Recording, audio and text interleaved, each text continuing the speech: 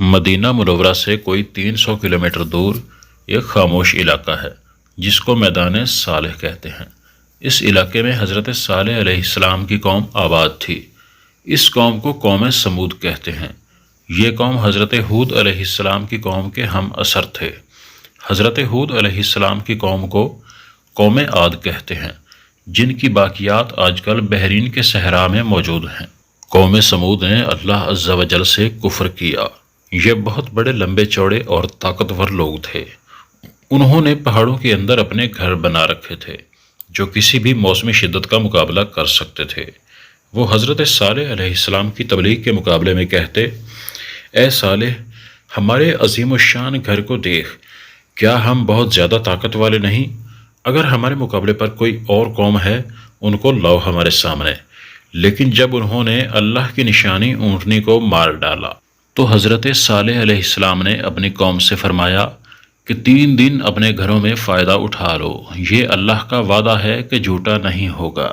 تو اللہ نے حضرت صالح علیہ السلام کو اور کچھ لوگوں کو اپنی مہربانی سے بچا لیا۔ اس قوم کو چنگاڑ نے آ پکڑا، وہ اپنے گھروں میں اونھے پڑے رہ گئے۔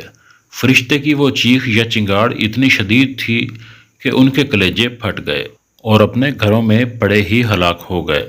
وہ جتنے بھی طاقتور تھے لیکن اللہ سے زیادہ زور آور نہیں ہو سکتے تھے۔ وہ برتر اور اعلیٰ ہے۔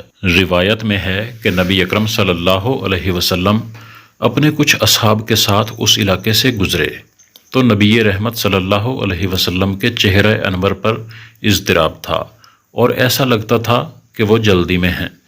وہاں کے لوگوں نے ایک کنویں کا پانی پیش کیا لیکن نبی امت صلی اللہ علیہ وسلم نے اپنے اصحاب کو منع فرما دیا اور جلد وہاں سے نکلنے کا حکم دیا۔ صحابہ نے اضطراب کی وجہ پوچھی تو نبی کریم صلی اللہ علیہ وسلم نے فرمایا، یہاں اللہ کا عذاب نازل ہو چکا ہے۔ یہ علاقہ حضرت صالح علیہ السلام کی قوم کا ہے جس پر اللہ نے سخت عذاب نازل کیا۔ وہاں پر پانی نہ پینے اور نہ ٹھہرنے کی حکمتیں ایسے راز ہیں جن کی ہمیں خبر نہیں۔ ناظرین، مزید ایسی انفارمیٹیو ویڈیوز دیکھنے کے لیے ہمارے چینل کو سبسکرائب کر لیجئے۔ شکریہ۔